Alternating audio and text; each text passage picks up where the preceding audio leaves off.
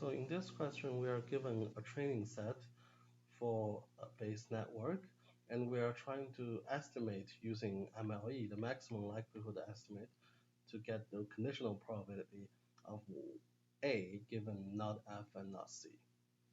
So the formula is very simple. It's just count A, not F, not C, which means F is 0, C is 0, and A is 1, and divided by count of not F, not C.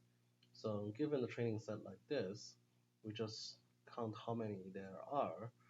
A is 1, F is 0, and C is 0. So all of these are like that. So the count is 4, and not F, not C basically includes this one and this one. So there are 6 in total. So that's why that MLE estimate is this. So sometimes you are asked to find the MLE with Laplace smoothing. So the only difference is you are adding 1 here and adding the number of possible values of A, which is 2 here. So at the end, you just add this, it becomes 3 over 5.